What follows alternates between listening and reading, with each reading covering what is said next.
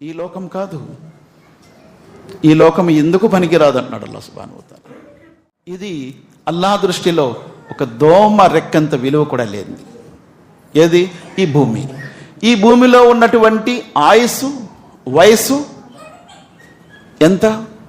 అల్లాహ్ దృష్టిలో సముద్రంలో చేతి వ్రేలు ముంచితే ఎంత నీళ్ళు అంటుకుంటుందో అంత మాత్రమే. సముద్రాలంతటి నీళ్లు ఎంతుందో చేతి వ్రేలుకి ఎంత అంటుకుంటుందండి? సముద్రంలో ఎంత ఉంటుంది? నిష్పత్తి ఎవరైనా చెప్పగలరా? ఈస్ట్ ఎవరైనా చెప్పగలరా? దానికి చెప్పలేరు నిష్పత్తి. ఎందుకంటే అన్కౌంటబుల్ సముద్రం అనేది, దాన్ని లెక్కేయలేరు. చేతి వ్రేళ్ళకి అంటుకున్న నీళ్లు కౌంటబుల్, లెక్కేయచ్చు.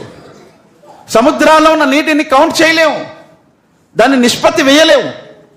పరలోక జీవితం అటువంటిది, ఇహలోక జీవితం ఎటువంటిది అని చెప్తున్నాడు. మన బుద్ధికి మేత పెడుతున్నాడు అల్లాహ్ సుబ్హానహు వ తఆలా. మహా అయితే 70-80 సంవత్సరాల ఈ జీవితము ఒక చేతి వ్రేళ్లకు నీళ్ళు అంటుకునే జీవితం అంటున్నాడు అల్లాహ్ సుబ్హానహు వ తఆలా. సముద్రాలంతటి జీవితం ఉంది. కొనుక్కున్నాను మీ ధనాన్ని, మీ ప్రాణాన్ని దాని కొరకు. ఎంత గొప్పదండి అది! దాని విలువ ఎంత? ఆ లైఫ్ ఎంత పెద్దది! ఆ లైఫ్లో నరకంలో వెళ్ళిపోతే ఏమవుతుంది? స్వర్గము తప్పిపోతే ఏమవుతుంది?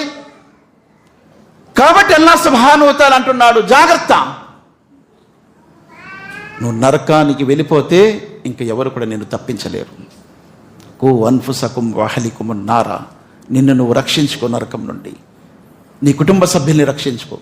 నీకు ఏమీ లేదు, అస్సలు ఏమీ లేదు, నీకు ఎవ్వరు కూడా నీకు ఖాతరు చేయట్లేదు. అలాంటి జీవితం అయిపోయింది. కానీ అల్లాహ్ అంటున్నాడు జన్నత్ ఉంది అంటున్నాడు,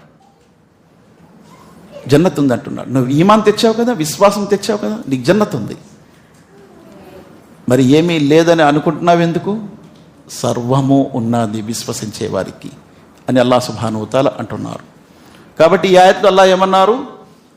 జన్నత్కి బదులుగా విశ్వాసి యొక్క ధన ప్రాణాలు కొనుక్కున్నాడు. ప్రాణం పోయినా ధనం పోయినా బాధపడవద్దని అల్లాహ్ సుబ్హానహు వ తఆలా అంటున్నాడు.